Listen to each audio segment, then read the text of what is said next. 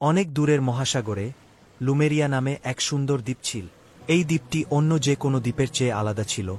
সবুজ বন, ঝকঝকে নীল নদী এবং রংধনুর সব রঙের ফুল দিয়ে পরিপূর্ণ। দ্বীপটি অনেক জাদুকরী প্রাণীর আবাসস্থল ছিল, যার মধ্যে কথা বলা প্রাণী, পরী এবং কোমল দৈত্য ছিল। লুমেরিয়ার কেন্দ্রে একটি মনোরম সাদা পাথরের তৈরি প্রাসাদ ছিল। এই প্রাসাদটি ছিল রাজকুমারী ইসলার বাসস্থান, যিনি একজন দয়ালু এবং সাহসী তরুণী, যার হৃদয়ে সোনার মতো খাঁটি ছিল। ইসলার লম্বা, প্রবাহিত চুল সূর্যের রঙের মতো ছিল, এবং তার উজ্জ্বল নীল চোখগুলো কৌতূহলে ঝিকিমিকি করত। এক উজ্জ্বল সকালে রাজকুমারী ইসলা সিদ্ধান্ত নিলেন যে তিনি দ্বীপের একটি অংশ অন্বেষণ করবেন যা তিনি আগে কখনো দেখেননি। তিনি কিছু খাবার, একটি মানচিত্র এবং দ্বীপের কিংবদন্তি সম্পর্কে তার প্রিয় বইটি নিয়ে একটি ছোট ব্যাগ প্যাক করলেন। তিনি যখন বন দিয়ে হাঁটছিলেন, চারপাশের সৌন্দর্য দেখে তিনি মুগ্ধ হয়ে গেলেন।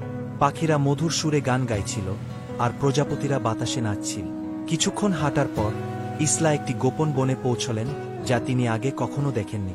বনটির কেন্দ্রে একটি বড়, প্রাচীন গাছ ছিল, যার সোনালি পাতা নরমভাবে জ্বলজ্বল করছিল। ইসলা গাছটির কাছে গেলে তিনি দেখতে পেলেন একটি ছোট দরজা যা তার গোড়ায় ছিল। কৌতূহল তাকে ধরে ফেলার কারণে তিনি আস্তে আস্তে দরজাটি ঠেলে খুললেন এবং ভিতরে উকি দিলেন।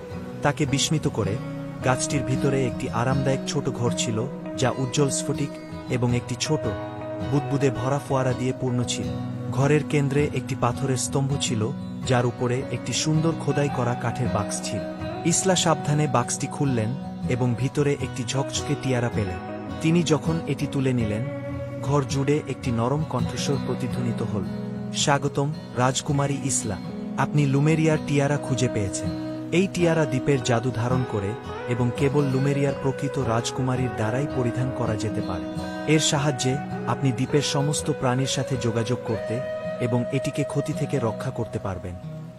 ইসলা টিয়ারা তার মাথায় রাখলেন এবং সাথে সাথে তিনি তার মধ্য দিয়ে একটি উষ্ণ, সান্ত্বনাদায়ক শক্তির প্রবাহ অনুভব করলেন। তিনি জানতেন যে এটি একটি বড় দায়িত্ব, তবে তিনি এটিকে গ্রহণ করতে প্রস্তুত বোধ করলেন। কয়েকদিন পরে লুমেরিয়ার উপর একটি অন্ধকার ছায়া পড়ল। দ্বীপের জাদুকরী প্রাণীরা অস্থির হয়ে উঠল এবং এক সময়ের পরিষ্কার আকাশ ধূসর হয়ে গেল। ইসলা জানতেন যে কিছু ভুল হচ্ছে। তিনি বনটির সবচেয়ে উঁচু গাছে বসবাসকারী জ্ঞানী পুরনো পেঁচা ওরিয়নকে দেখতে গেলেন। ওরিয়ন ইসলাকে এক গম্ভীর চেহারা নিয়ে স্বাগত জানালেন। রাজকুমারী ইসলা, দ্বীপটি বড় বিপদে রয়েছে। একটি দুষ্ট জাদুকর মালাকার দ্বীপটি আবিষ্কার করেছে এবং এটি থেকে জাদু চুরি করতে চায়। যদি সে সফল হয়, লুমেরিয়া শুকিয়ে যাবে এবং এর সমস্ত জাদু হারিয়ে যাবে। তার বাড়ি বাঁচানোর দৃঢ় সংকল্প নিয়ে ইসলা জিজ্ঞাসা করলেন, আমি তাকে থামাতে কি করতে পারি ওরিয়ন? তুমি দ্বীপের জাদুকে রক্ষা করে এমন 3টি পবিত্র রত্ন খুঁজে বের করতে হবে। ওরিয়ন উত্তর দিল, সমুদ্রের নীলকান্তমণি, বনের পান্না এবং আকাশের রুবি। কেবল তখনই তুমি মালাকারকে পরাজিত করতে পারবে এবং লুমেরিয়ার ভারসাম্য পুনরুদ্ধার করতে পারবে। একটি সাহসী হৃদয় নিয়ে ইসলা তার অভিযানে বেরিয়ে পড়লেন। তার প্রথম গন্তব্য ছিল সমুদ্রের নীলকান্তমণি। তিনি দ্বীপের তীরে পৌঁছলেন, যেখানে তিনি লুনা নামে একটি সুরেলা ডলফিনের সাথে সাক্ষাৎ করলেন।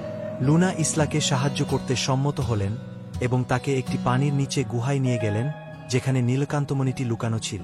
গুহার ভিতরে ইসলা তার প্রথম চ্যালেঞ্জের মুখোমুখি হলেন। তাকে নীলকান্তমণি রাখার কক্ষটি আনলক করার জন্য একটি ধাঁধা সমাধান করতে হয়েছিল। লুনার সাহায্যে ইসলা উত্তরটি খুঁজে পেলেন এবং সমুদ্রের নীলকান্তমণি সংগ্রহ করলেন। পরবর্তীতে ইসলা গভীর বনের দিকে যাত্রা করলেন বনের পান্না খুঁজতে। পথে তিনি ফেলিক্স নামে একটি চতুর শিয়ালের সাথে বন্ধুত্ব করলেন, যে তাকে একটি প্রাচীন, মন্ত্রমুগ্ধ বনে নিয়ে গেল। সেখানে ইসলা একটি দুষ্ট স্প্রাইটকে পরাজিত করতে হলেন পান্নাটি সংগ্রহ করার জন্য। অবশেষে ইসলা দ্বীপের সর্বোচ্চ শিখরে উঠলেন আকাশের রুবি খুঁজতে।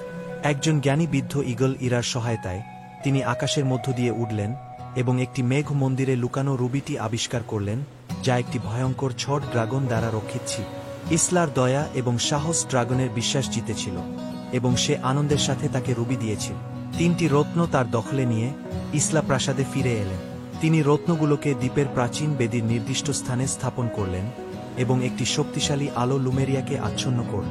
মালাকার উপস্থিত হলেন, দ্বীপের জাদু দখল করার জন্য প্রস্তুত, কিন্তু ইসলা দৃঢ়ভাবে দাঁড়ালেন। রত্নগুলির শক্তি এবং তার নতুন বন্ধুদের সমর্থনের উপর নির্ভর করে ইসলা মালাকারের মুখোমুখি হলেন। একটি তীব্র যুদ্ধ শুরু হল। কিন্তু ইসলার খাঁটি হৃদয় এবং দৃঢ় সংকল্প জাদুকরের অন্ধকার জাদুর চেয়ে শক্তিশালী প্রমাণিত হল। চূড়ান্ত আলোর বিস্ফোরণে মালাকার চিরতরে লুমেরিয়া থেকে বিতাড়িত হল। শান্তি আবার লুমেরিয়ায় ফিরে এল এবং দ্বীপটি আবারও সমৃদ্ধি লাভ কর। প্রাণীগুলো আনন্দে উৎফুল্ল হল এবং আকাশ পরিষ্কার হয়ে গেল। রাজকুমারী ইসলা একজন নায়ক হিসেবে উদযাপিত হলেন, কিন্তু তিনি বিনয়ী রইলেন, জানতেন যে দ্বীপের বাসিন্দাদের ভালোবাসা এবং ঐক্যই তাদের বাড়ি রক্ষা করেছে। ইসলা লুমেরিয়াকে অন্বেষণ করতে থাকলেন, সবসময় নতুন অভিযানের জন্য প্রস্তুত। তার মাথায় লুমেরিয়ার টিয়ারা এবং তার বিশ্বস্ত বন্ধুদের পাশে নিয়ে তিনি জানতেন যে তিনি দ্বীপ এবং এর জাদুকে প্রজন্ম ধরে রক্ষা করতে পারবে। এবং তাই দ্বীপের রাজকুমারী সুখে জীবন কাটাতে থাকলেন, তার প্রিয় লুমেরিয়ার সৌন্দর্য এবং জাদুকে